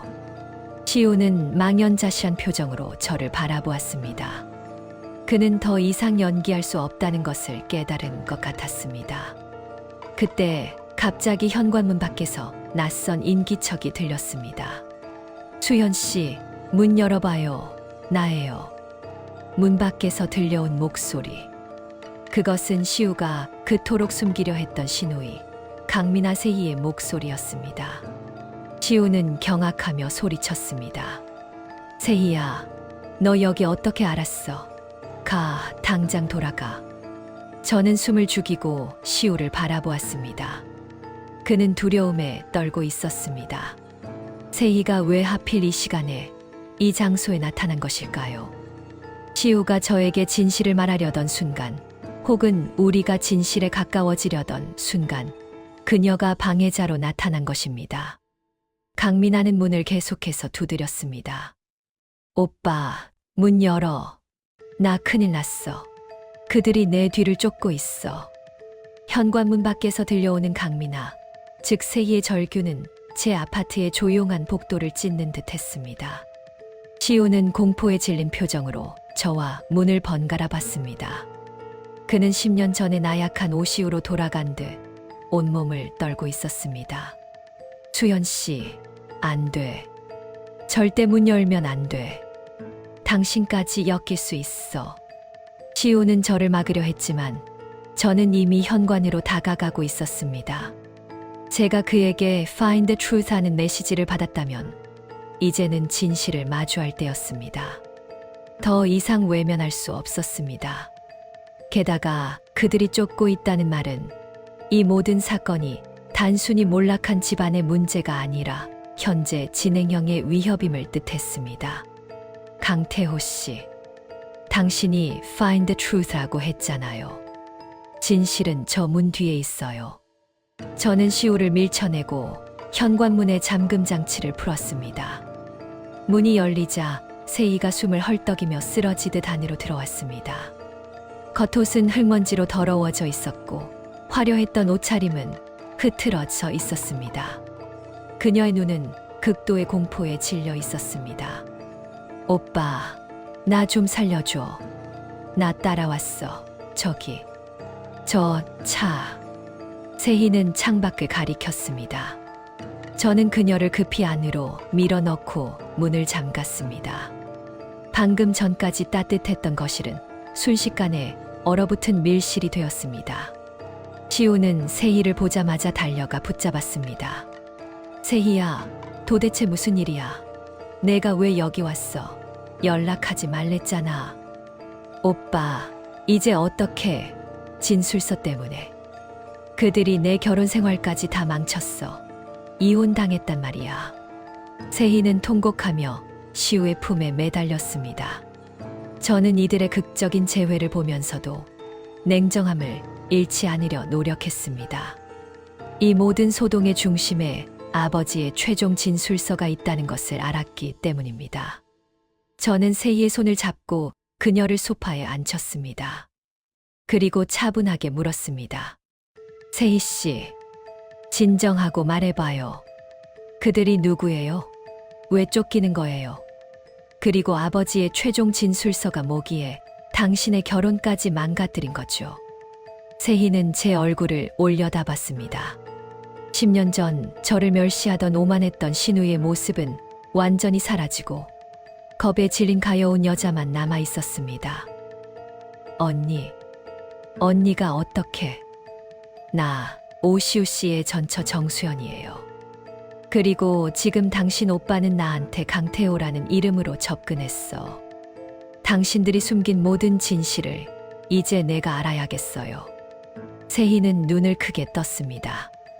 그녀의 입술이 파르르 떨렸습니다. 시우는 고개를 숙이고 아무 말도 하지 못했습니다.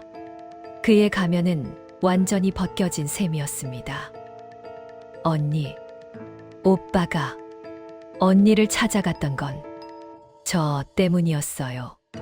세희가 떨리는 목소리로 말했습니다. 세희의 이야기는 충격적이었습니다. 10년 전 아버지가 비리에 연루되었을 때 시댁은 이미 배후의 존재를 알고 있었습니다. 그 배후는 대한그룹 법무팀 고문이었던 세희의 시아버지 민태수 변호사였습니다. 민 변호사는 아버지에게 모든 죄를 뒤집어 쓰라고 압박했고 대신 가족의 안전과 병원비를 약속했습니다. 아버지는 저희를 살리기 위해 거짓 진술서에 서명했어요. 하지만 진짜 진술서를 따로 만들어 두셨어요. 민 변호사가 그 진술서를 이용해 아버지를 협박했고 진짜 진술서의 행방을 알아내려 했어요. 세희는 2년 전 민 변호사의 아들과 결혼하면서 스스로 인질이 되었습니다. 민 변호사는 세희의 결혼 생활을 빌미로 시우에게 압력을 가했고 최종적으로 아버지의 진짜 진술서를 요구했습니다. 아버지가 돌아가시기 직전에 제게 그걸 건네주셨어요. 이건 세상을 뒤집을 진실이다. 절대로 놈들에게 넘기지 마라. 하시면서요. 시우는 세희가 진술서를 가지고 있다는 사실을 알게 된 후 그녀를 보호하기 위해 외국으로 도피했다고 거짓말했던 것입니다. 그런데 민 변호사가 그걸 알아냈어요. 오늘 아침 남편이 저를 찾아와 진술서를 내놓지 않으면 가만두지 않겠다며 저를 폭행하고 쫓아냈어요. 이혼당했어요. 그들이 이제 저를 공개적으로 위협하기 시작했어요. 세희는 울음을 터뜨렸습니다. 저는 비로소 모든 퍼즐 조각이 맞춰지는 것을 느꼈습니다. 시우가 개명하고 저에게 접근한 이유. 그것은 저의 힘이 필요해서였습니다. 제가 10년 전 시댁을 무너뜨릴 만큼 강력한 증거를 확보하는 능력이 있다는 것을 그는 알았던 겁니다. 수현 씨에게 도움을 요청하려고 했어.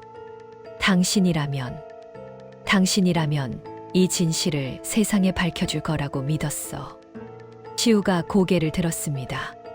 그의 눈빛은 10년 전과는 달랐습니다. 가족을 잃고 난 후 비로소 진정한 어른이 된 남자의 절박함과 간절함이 담겨 있었습니다. 그래서 그 진술서는 지금 어디 있어요? 제가 물었습니다. 세희는 떨리는 손으로 자신의 외투 안주머니를 뒤졌습니다. 그리고는 낡은 가죽 지갑을 꺼냈습니다. 이 안에 있어요. 아버지의 마지막 유언이자 대한민국을 뒤흔들 진실이요. 저는 시우를 바라보았습니다. 그는 고개를 끄덕였습니다. 그는 이제 제 결정에 모든 것을 맡긴다는 뜻이었습니다. 10년 전 저를 외면했던 남자와는 완전히 다른 모습이었습니다. 저는 지갑을 받아들었습니다. 그리고 지퍼를 열었습니다. 지갑 안에는 누렇게 변한 얇은 종이가 접혀 있었습니다. 종이를 조심스럽게 펼쳤습니다. 아버지의 필체로 적힌 진술서에는 민태수 변호사를 중심으로 한 고위 공직자들과 재벌들의 이름이 빽빽하게 적혀 있었습니다. 그들이 어떻게 국가 재산을 횡령하고 여론을 조작했는지에 대한 구체적인 증거와 장소, 날짜가 기록되어 있었습니다. 이것은 단순한 비리 사건이 아니었습니다. 이것은 국가를 뒤흔들 거대한 음모의 핵심이었습니다. 진술서의 가장 아래에는 아버지의 서명과 함께 이런 문구가 적혀 있었습니다.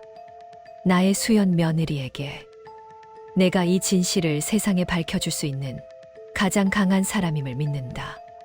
미안했다. 순간 저는 눈물을 참을 수 없었습니다. 시아버지는 돌아가시기 직전까지 저를 가장 신뢰하고 계셨던 것입니다. 저를 멸시하던 어머님과 달리 아버님은 저의 강인함을 알고 계셨습니다. 저는 진술서를 들고 자리에서 일어섰습니다. 제 손은 떨렸지만 제 마음은 단단한 바위처럼 굳어졌습니다. 알겠어요. 이제 뭘 해야 할지 알겠어요. 저는 시우와 세희를 바라보았습니다. 10년 전 나는 나의 삶을 지키기 위해 진실을 폭로했어요. 하지만 지금은 정의를 위해 이 진실을 세상에 드러내야겠어요. 당신들이 나에게 줬던 모든 멸시와 고통에 대한 정당한 복수가 될 거예요. 시우는 감격스러운 표정으로 저를 바라보았습니다. 수연 씨, 정말 고마워. 나도 내가 할 수 있는 모든 것을 도울게. 그때 현관문 밖에서 휴대폰 벨 소리가 희미하게 들려왔습니다. 세희의 핸드폰이었습니다. 그녀는 떨리는 손으로 핸드폰을 꺼냈습니다. 발신자 이름은 남편이었습니다. 여보세요. 세희가 숨을 참고 받았습니다. 전화 너머에서 차갑고 위협적인 목소리가 들려왔습니다. 강민아, 내가 지금 어디 있는지 알고 있다. 당장 그 종이 조각 들고 나와. 5분 안에 나오지 않으면 내가 가장 소중하게 생각하는 사람의 인생이 끝장날 거다. 세희는 질겁하며 핸드폰을 떨어뜨렸습니다. 동시에 현관문 잠금 장치 쪽에서 쇠를 긁는 듯한 날카로운 소리가 들려왔습니다. 누군가 문을 부수고 들어오려 하고 있었습니다. 오빠, 문 잠가. 놈들이 놈들이 벌써 왔어. 시우는 급히 현관문 쪽으로 달려갔지만 이미 문 손잡이가 흔들리고 있었습니다. 저는 진술서를 꽉 움켜쥐었습니다. 진실을 세상에 밝히기까지 남은 시간은 아마 5분도 채 되지 않을 것 같았습니다. 쾅! 현관문 잠금 장치 쪽에서 쇠가 부러지는 듯한 굉음이 울려 퍼졌습니다. 문은 이미 경첩까지 심하게 흔들리고 있었습니다. 5분을 기다려줄 리 없었습니다. 그들은 이 진실을 영원히 묻으려 하고 있었습니다. 오빠, 어떻게 해? 이제 끝이야. 세희는 완전히 패닉 상태에 빠져 주저앉았습니다. 하지만 저는 더 이상 주저앉아 있을 수 없었습니다. 제 손에는 아버지의 최종 진술서가 들려 있었습니다.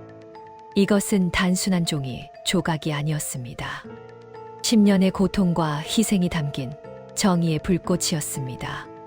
강태호 씨, 정신 차려요. 여기서 죽을 순 없잖아요. 저는 시우의 뺨을 때렸습니다. 그의 눈빛이 다시 냉철한 강태호로 돌아왔습니다. 수현 씨 말이 맞아. 여기서 잡히면 모든 게 끝이야. 우리는 저 문으로 나갈 수 없어요. 뒷베란다는 어때요? 우리 집은 1층이에요. 베란다 창문으로 나가면 바로 화단이에요. 시우는 제 말에 고개를 끄덕였습니다. 그는 단번에 가장 합리적인 탈출 경로를 파악했습니다. 그래, 세희야, 진정해. 수연 씨, 세희 데리고 먼저 가. 내가 시간을 벌게. 시우는 현관문 앞에 놓여있던 묵직한 원목 테이블을 끌어다가 문을 막았습니다. 과직, 문틈이 벌어지며 괴한들의 거친 손이 안으로 쑥 들어왔습니다. 시우는 있는 힘을 다해 테이블을 밀어냈습니다. 그의 얼굴은 땀범벅이 되었고 팔에 근육이 터질 듯 솟아올랐습니다. 빨리 가요, 수연 씨. 이건 나의 속죄야. 내가 당신에게 갚아야 할 빚이야. 저는 주저앉은 세희를 끌어안고 뒷베란다로 달렸습니다. 세희는 울부짖었습니다. 오빠, 오빠를 두고 어떻게 가? 안 돼, 오빠. 세희 씨, 오빠의 희생이 헛되지 않게 하려면 이걸 가지고 가야 해요. 저는 진술서를 들고 소리쳤습니다. 베란다 창문은 낡았지만 잠금 장치는 단단했습니다. 저는 손에 잡히는 대로 무거운 화분을 집어들어 창문을 내리쳤습니다. 쨍그랑 유리가 산산조각 났습니다. 세희는 비명조차 지르지 못했습니다. 저는 날카로운 유리 파편을 조심하며 창틀을 열어젖혔습니다. 흙냄새가 코를 찔렀습니다. 그때 거실 쪽에서 가구가 부서지는 소리와 함께 시우의 고통스러운 신음이 들려왔습니다. 야, 너희들. 저는 돌아보지 않았습니다. 돌아보면 영원히 발이 묶일 것이라는 것을 알았습니다. 저는 잔인하게 냉정해져야 했습니다. 이것이 복수이자 정의를 향한 길이었습니다. 세희 씨, 기어서 나가요. 빨리. 저는 세희를 먼저 화단으로 밀어냈습니다. 흙이 묻은 세희의 손을 잡고 저도 몸을 던져 베란다를 빠져나왔습니다. 뒤이어 거실에서 세희의 전 남편 목소리가 들려왔습니다. 어딨어? 강태호, 진술서 어디 갔어? 저 창문이다. 잡아. 저와 세희는 화단을 가로질러 아파트 담벼락을 넘었습니다.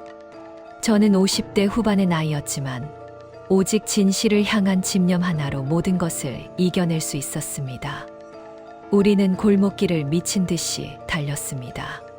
세희는 지쳐서 넘어질 뻔했지만 저는 그녀를 단단히 붙잡았습니다. 세희 씨, 힘내요. 오빠의 희생을 헛되이 할 수는 없어요. 우리가 이 진술서를 세상에 알려야 해요. 언니, 미안해요. 10년 전에 언니한테 했던 짓. 정말 미안해요. 세희는 숨을 헐떡이며 사죄했습니다. 그 사죄는 너무 늦었지만 저는 고개를 끄덕여 용서했습니다. 지금은 공동의 목표가 더 중요했습니다. 우리는 택시를 잡을 수도 아무에게도 도움을 요청할 수도 없었습니다. 그들의 손길은 너무나 넓고 깊었습니다. 저는 잠시 멈춰서서 생각을 정리했습니다. 가장 안전하고 확실하게 진술서를 공개할 방법. 경찰이나 검찰은 민 변호사의 영향력 아래 있을 가능성이 높았습니다.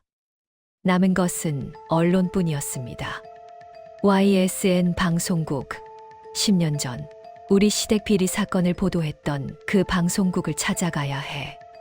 저는 세희를 끌고 인적이 드문 지하철역으로 향했습니다. 새벽 시간이라 사람은 거의 없었습니다. 지하철에 몸을 숨기고 저는 옷 속의 진술서를 확인했습니다. 종이는 땀에 젖어 눅눅했지만 내용은 그대로였습니다. 이 종이 한 장이 대한민국의 역사를 바꿀 수도 있었습니다. YSN 방송국 본사에 도착했을 때 새벽 4시가 다 되어가고 있었습니다. 저는 로비로 무작정 뛰어 들어갔습니다. 하지만 경비원들은 저희를 수상하게 여겼습니다. 여기 외부인 출입 금지입니다. 두 분 뭐 하신 분들이죠? 기자님을 만나야 합니다. 10년 전 5.55 사건을 취재했던 기자님을요. 제가 다급하게 소리쳤습니다. 경비원들은 제 말을 믿지 않았습니다. 그때 저는 문득 떠오르는 이름이 있었습니다. 장민혁. 10년 전 오시우 사건의 진실을 파헤치려다 좌천되었다는 정의로운 기자.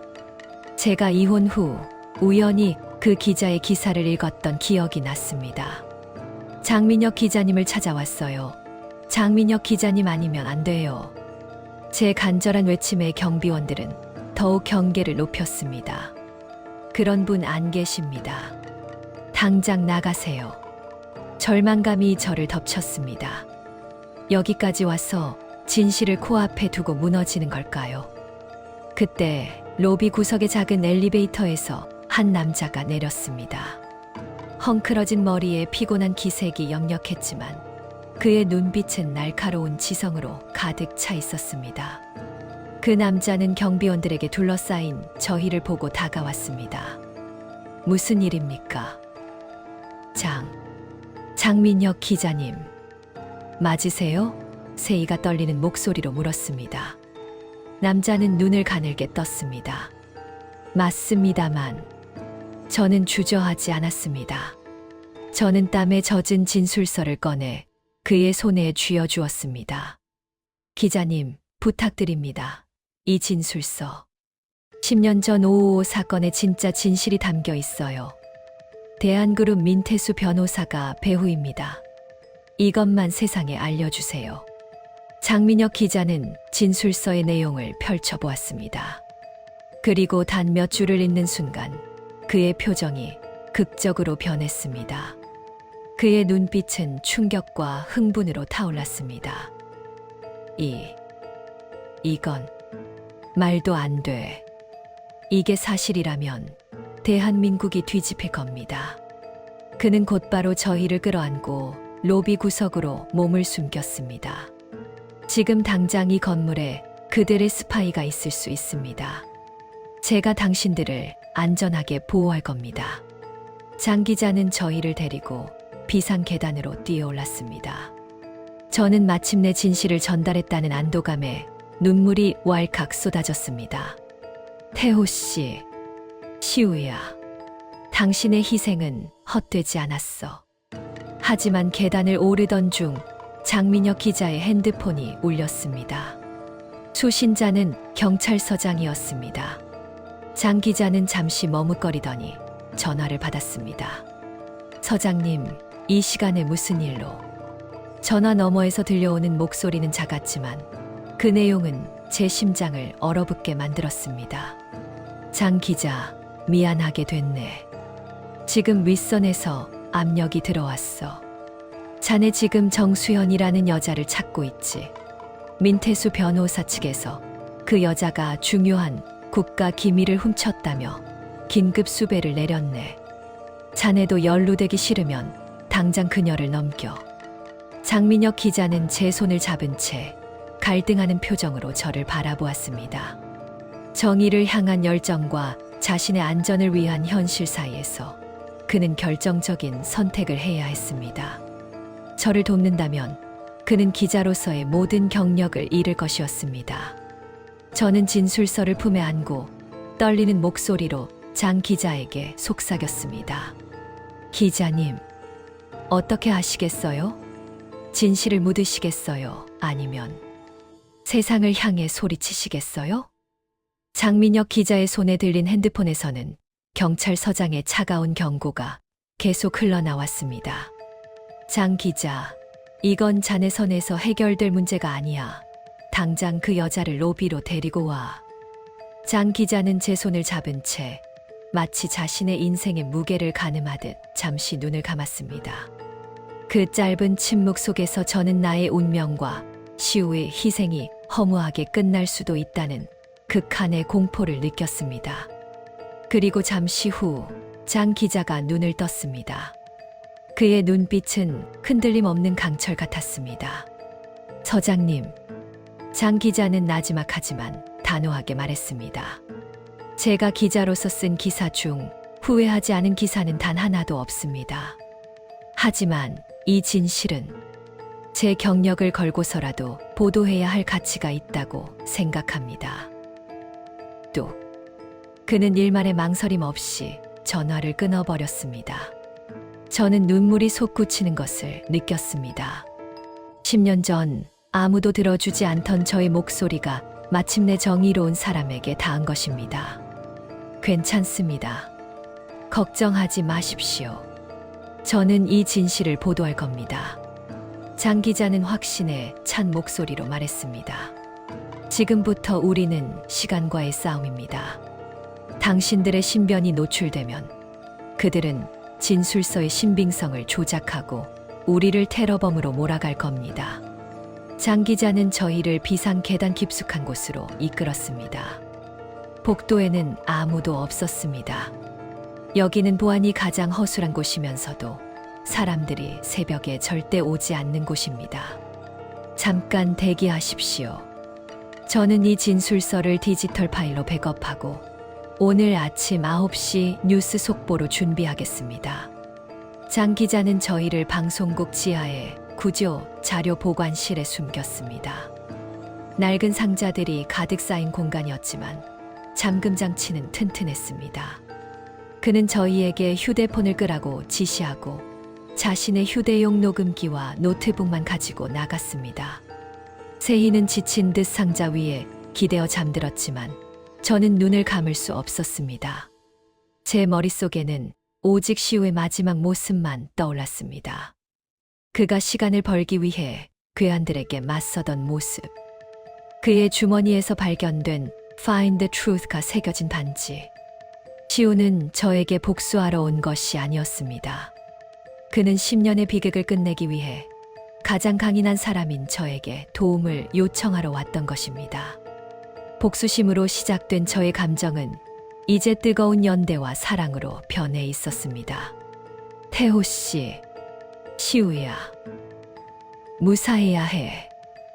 제발. 저는 목걸이에 걸린 반지를 움켜쥐었습니다. 시간이 얼마나 흘렀을까요? 오전 7시쯤 장 기자가 땀에 젖은 채 돌아왔습니다. 수연 씨, 좋은 소식입니다. 진술서 내용을 모두 분석했습니다. 민태수 변호사가 조직적으로 고위 공직자들과 재벌들을 엮어 비자금을 조성한 정황이 명확합니다. 이 진술서가 공개되면 정권의 핵심까지 흔들릴 겁니다. 그는 흥분된 목소리로 말했지만 저는 다른 것을 먼저 물었습니다. 강태호 씨는요? 제발. 시우 씨는 어떻게 됐나요? 장 기자는 잠시 머뭇거렸습니다. 제 정보원에 따르면 심하게 폭행당했지만 혼자서 도주에 성공했다고 합니다. 그들은 진술서만 찾고 있기 때문에 시우 씨를 잡는 것을 우선순위에서 미룬 것 같습니다. 하지만 지금도 추격 중일 겁니다. 도주에 성공했다. 그 말만으로도 저는 안도의 한숨을 내쉴 수 있었습니다. 그는 나약했던 오시우가 아니었습니다. 그는 새로운 삶과 사랑, 그리고 정의를 위해 싸우는 강태호였습니다. 이제 계획을 말씀드리겠습니다. 9시 뉴스 속보 앵커는 제가 맡을 겁니다. 하지만 보도 직전에 그들이 물리적인 방해를 할 가능성이 높습니다. 장 기자는 긴장하며 자료를 정리했습니다. 민태수 변호사는 단순한 변호사가 아닙니다. 그는 우리 방송국의 최대 후원자 중 한 명입니다. 이미 아침부터 보도국 국장과 사장에게까지 압력이 들어가고 있을 겁니다. 아마 이 진술서가 세상에 나가지 못하도록 막으려 할 겁니다. 그의 말이 끝나기도 전에 장 기자의 핸드폰으로 발신자 표시 제한 전화가 걸려왔습니다. 장 기자는 한숨을 쉬며 받았습니다. 네, 장민혁입니다. 전화 너머의 목소리는 노련하고 위압적이었습니다. 장민혁 기자, 자네가 지금 무슨 짓을 꾸미고 있는지 알고 있네. 지금 당장 그 허위 조작된 문건을 파기하고 그 여자와 동생을 경찰에 넘기게. 자네가 보도국 부국장 자리에 앉는 것은 물론 가족들의 안전까지 보장하겠네. 그것은 최고의 당근과 채찍이었습니다. 장 기자는 고개를 저으며 전화를 끊었습니다. 보도국 국장이 직접 전화를 걸었습니다. 제 커리어와 가족까지 위협하더군요. 하지만 이제 돌이킬 수 없습니다. 9시까지 10분 남았습니다. 수연 씨, 세희 씨, 제가 나가는 동안 이 진술서를 어떤 일이 있어도 지켜주십시오. 이것이 우리가 가진 유일한 무기입니다. 장 기자가 자료 보관실을 나선 후 저는 세희와 함께 숨소리조차 내지 않고 기다렸습니다. 째깍, 째깍. 시계 소리가 심장을 조여왔습니다. 8시 58분. 이제 2분 남았습니다. 그때 바깥에서 낯선 발소리가 들려왔습니다. 한 명이 아니었습니다. 여러 명의 발소리가 자료 보관실 문 앞에서 멈춰 섰습니다. 기이. 문이 조용히 열리기 시작했습니다. 장 기자는 분명 문을 잠갔는데 문틈으로 들어온 남자는 잘 다려진 정장을 입고 있었지만 눈빛은 사리로 가득 차 있었습니다. 저는 그를 알았습니다. 그는 보도국 국장의 수행 비서였습니다. 정수연 씨, 진술서 내놓고 조용히 가시죠. 민태수 변호사님은 자네의 안전을 약속했습니다. 그는 경고 대신 협박을 하고 있었습니다. 저는 품에 안고 있던 진술서를 더욱 꽉 움켜쥐었습니다. 당신이 민태수 변호사의 스파이였군요. 제가 분노하여 외쳤습니다. 스파이라뇨. 저는 진정한 미래를 위해 일하고 있을 뿐입니다. 보도국 국장님은 이미 장민혁 기자의 보도를 막기로 결정하셨습니다. 이 진실은 영원히 묻힐 겁니다. 비서는 저에게 달려들었습니다. 그는 진술서를 빼앗으려 했고 저는 필사적으로 저항했습니다. 세희도 저를 돕기 위해 비서의 팔을 잡고 매달렸습니다. 쿵. 비서의 주먹이 제 어깨를 강타했습니다. 저는 고통스러웠지만 진술서를 놓지 않았습니다. 8시 59분 50초. 저는 진술서를 입에 물고 옆에 있던 낡은 강철 캐비닛을 비서 쪽으로 밀어 넘어뜨렸습니다. 콰당탕. 캐비닛이 무너지며 비서를 덮쳤습니다. 저는 쓰러진 비서를 뒤로 하고 진술서를 입에 문 채 방송국 복도로 뛰어나갔습니다. 이제 10초 남았습니다. 진실은 반드시 세상에 나가야 해. 제 귀에는 9시를 알리는 15소리가 희미하게 들려왔습니다. 이제 제가 할 일은 단 하나뿐이었습니다. 진술서를 들고 생방송 스튜디오로 달려가는 것. 땡땡땡. 정확히 오전 9시를 알리는 15소리가 방송국 복도에 울려 퍼졌습니다. 진실의 시간이 도래한 것입니다. 저는 진술서를 입에 문 채 복도를 달렸습니다. 40대의 날렵함은 없었지만 50대 후반의 강인한 의지가 저의 다리를 움직였습니다. 등 뒤에서는 캐비닛에 깔린 비서의 신음소리가 희미하게 들려왔습니다. 스튜디오. 장민혁 기자에게 이 종이를 전달해야 해. 뉴스 스튜디오는 복도 끝에 있었습니다. 문을 열면 곧바로 뉴스 생방송 현장이 펼쳐질 터였습니다. 제가 스튜디오 문 앞에 다다랐을 때 건장한 체격의 보안 요원 2명이 문을 가로막았습니다. 그들의 눈빛은 사냥개처럼 날카로웠습니다. 이미 보도국 국장에게서 어떤 여자라도 스튜디오에 진입하는 것을 막으라는 명령을 받은 듯 했습니다. 멈추시오. 여기는 통제 구역입니다. 저는 멈추지 않았습니다. 입에 문 진술서 때문에 제대로 소리도 지를 수 없었습니다. 저는 온몸의 힘을 모아 그들 사이로 몸을 던졌습니다. 쾅! 제 몸이 보안 요원 한 명과 부딪혔고 그 충격으로 저는 바닥에 넘어졌습니다.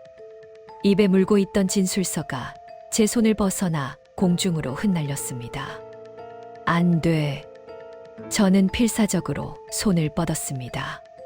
진술서는 조명등이 비치는 스튜디오 문틈을 향해 미끄러져 들어가고 있었습니다. 스튜디오 안에서는 장민혁 기자가 카메라 앞에서 마지막 원고를 정리하고 있었습니다. 그의 눈빛은 흔들리고 있었지만 그는 곧 시작될 전쟁을 준비하고 있었습니다. 3, 2, 1. 부조정실의 카운트다운 소리와 함께 스튜디오에 불이 켜지고 장 기자의 클로즈업 화면이 전국으로 송출되었습니다. 9시 뉴스 속보가 시작된 것입니다. 안녕하십니까. YSN 뉴스 특보 장민혁입니다. 긴급히 단독 보도를 전해드립니다. 장 기자의 목소리가 떨리는 순간 그는 문틈을 통해 미끄러져 들어오는 누런 종이 한 장을 발견했습니다. 그것은 정수현의 목숨이 담긴 아버지의 최종 진술서였습니다. 장 기자는 망설이지 않았습니다. 그는 뉴스 원고를 옆으로 밀어 던지고 바닥에 떨어진 진술서를 급히 집어들었습니다. 그의 행동은 생방송 전국으로 나갔습니다. 시청자들은 그의 행동에 의아해했습니다. 장 기자님, 지금 뭐 하는 겁니까? 부조정실에서 국장의 고함 소리가 터져 나왔습니다. 장 기자는 카메라를 똑바로 응시했습니다. 그의 눈빛은 자신의 모든 것을 걸겠다는 결의로 가득 차 있었습니다. 시청자 여러분께 혼란을 드려 죄송합니다. 지금부터 제가 보도할 내용은 지난 10년간 대한민국을 뒤흔들었던 5.55 비리 사건에 숨겨진 최종 진실입니다. 이 진실은 대한민국의 정권과 재벌의 근간을 흔들 것입니다. 그는 숨을 고르고 진술서의 내용을 읽어 내려가기 시작했습니다. 이것은 전 고위 공직자 5.55 씨의 최종 진술서입니다. 진술서에 따르면 이 모든 비리는 대한그룹 법무팀 고문 민태수 변호사를 중심으로 한 거대한 조직에 의해 조작되었으며 장 기자의 보도가 나가는 순간 방송국은 아수라장이 되었습니다. 부조정실에서는 국장과 민 변호사 측의 직원들이 달려와 송출을 끊으려 했지만 이미 너무 늦었습니다. 진실은 전파를 타고 전국으로 퍼져나가고 있었습니다. 저는 바닥에서 벌떡 일어나 스튜디오 문을 바라보았습니다. 장민혁 기자의 목소리가 복도에 울려 퍼지고 있었습니다.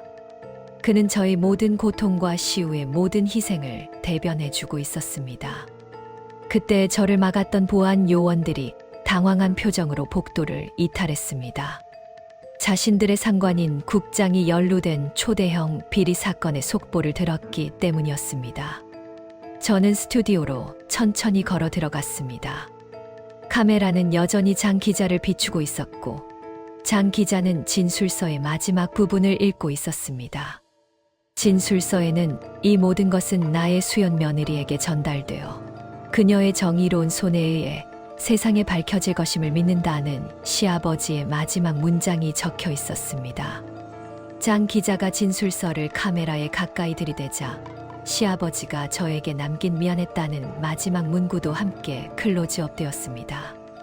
뉴스 보도가 끝나자 방송국은 정적이 흘렀습니다. 그리고 곧이어 전국적인 격변이 시작되었습니다.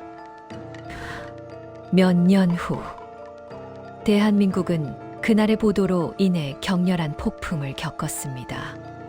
민태수 변호사는 구속되었고, 진술서에 언급된 모든 고위 공직자와 재벌 인사들이 줄줄이 소환되어 법의 심판을 받았습니다. 10년 묵은 정의가 마침내 실현된 것입니다. 저는 그 격변의 중심에서 벗어나 평온한 일상으로 돌아왔습니다. 아니 강태호 씨는 자신을 희생한 대가로 폭행죄를 뒤집어 쓸 위기에 처했지만 장민혁 기자의 도움과 세희의 증언으로 모든 혐의를 벗을 수 있었습니다. 저희는 새로운 삶을 시작했습니다. 강태호 씨는 더 이상 과거의 그늘에 갇히지 않았습니다. 그는 저와 함께 작은 무역 컨설팅 회사를 차렸습니다. 수현 씨, 오늘은 중국 바이어 미팅이 있어요. 늦지 마요. 걱정 마요, 태호 씨. 내가 얼마나 시간을 잘 지키는 사람인데요. 저희는 연인이라기보다는 서로의 인생을 지탱하는 가장 굳건한 동반자가 되었습니다. 뜨거운 로맨스는 없었지만 10년의 비극을 함께 이겨낸 전우애와 신뢰는 그 어떤 사랑보다 깊고 단단했습니다. 세이강민아는 요양원에 계신 어머니를 모시고 봉사활동을 하며 조용히 살고 있습니다. 그녀는 10년 전 언니에게 했던 모든 잘못을 뉘우치며 새로운 삶을 살고 있습니다. 어느 날 강태호 씨는 저에게 다시 반지를 내밀었습니다. 이제 이니셜은 KTH와 JSH 정수연로 함께 새겨져 있었습니다. 그리고 그 옆에는 All Truth 우리의 진실이라는 문구가 새겨져 있었습니다. 수연 씨, 우리 다시 시작해요. 우리의 진실을 바탕으로요. 저는 미소를 지으며 그 반지를 받아들였습니다. 복수심으로 시작된 인연은 마침내 정의와 사랑의 결실을 맺었습니다. 저는 이제 누구에게도 꺾이지 않는 강인한 여인으로 제 삶의 진정한 주인이 되었습니다. 독자님들도 제 이야기가 통쾌하셨기를 바랍니다.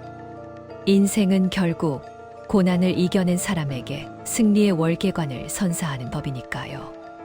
이상으로 내용이 좋았다면 구독과 좋아요, 그리고 느끼신 점을 고귀한 댓글로도 부탁드립니다. 감사합니다.